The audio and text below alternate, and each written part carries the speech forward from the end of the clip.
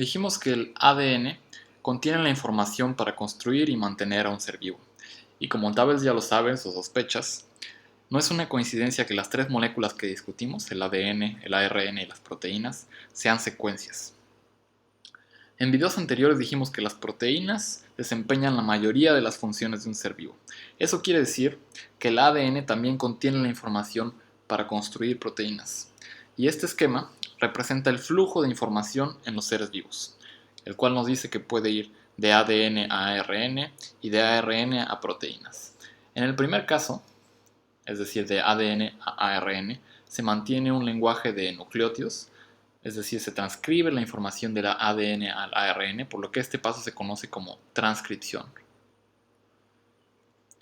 Y aquí es fundamental las propiedades químicas del ADN, en donde pueden aparearse dos cadenas, porque para producir una molécula de ARN a partir de ADN, se va introduciendo uno por uno nucleótidos complementarios a la hebra de ADN que se está transcribiendo. Por ejemplo, si tuviéramos una A, T, G y C, se va insertando el nucleótido complementario a la A del ARN, en este caso sería U, porque si recuerdas, en el ARN hay U en lugar de Ts. Aquí se insertaría una A, aquí se insertaría una C, y aquí una G, y así hasta reproducir una hebra complementaria de ADN.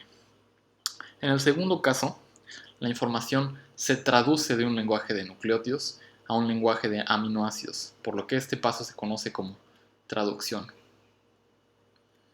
Y que exista una traducción de nucleótidos a aminoácidos implica que existe un código de equivalencia entre ambos lenguajes, y este código se conoce como código genético. Y lo vamos a explorar un poco más a detalle en otros videos. Este diagrama solo indica la dirección en que la información puede fluir, pero no significa que toda la información contenida en el ADN fluya hasta proteínas. Cierta información solo se utiliza para construir distintos tipos de moléculas de ARN, por ejemplo. Cierta información solo se queda en ADN y ahí cumple algún papel. En el caso en el que la información fluye desde ADN hasta proteína, se conoce como expresión genética.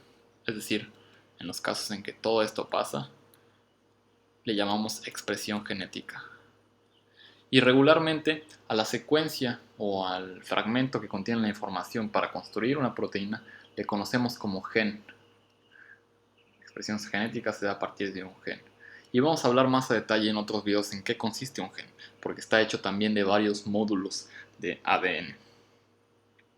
Una característica esencial de los seres vivos es ser capaces de reproducirse. Y para hacer esto es necesario que la información para hacer cada ser vivo, cada uno de estos seres vivos, sea copiada o replicada. Y a esto se refiere esta flecha. Es decir, que el ADN puede replicarse, por lo que a este paso se le conoce como replicación. Y el mecanismo por el que esto se da es algo similar a la transcripción. Y te invito a que veas el video que ponemos en alguno de los links de abajo para tanto la replicación como la transcripción, de animaciones de cómo este proceso sucede a nivel molecular, que te van a ayudar a imaginarte con más detalle en qué consiste esto. Y el ARN, otros pasos relevantes que se muestran en este diagrama, que existen en los seres vivos, sin embargo son menos relevantes para este curso, es que el ARN puede replicarse también, y es que la información en el ARN también puede fluir hacia ADN en un proceso que se conoce como transcripción reversa o retrotranscripción. Sin embargo, la información almacenada en las proteínas no puede fluir hacia ácidos nucleicos. No existe la retrotraducción ni a ARN ni a ADN. Es decir, la información que llevo aquí se quedó y se utiliza de otras formas para desempeñar funciones de las proteínas. Sin embargo, no puede ir en dirección reversa. Por último, a todo este esquema se le conoce como dogma central de la biología molecular.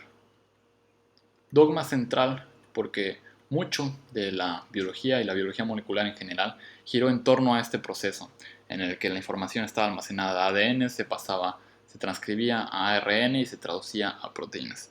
Sin embargo, en años más recientes hemos ido descubriendo que no todo consiste en solo este proceso, hay muchas ramificaciones, como les decía, no toda la información se expresa genéticamente.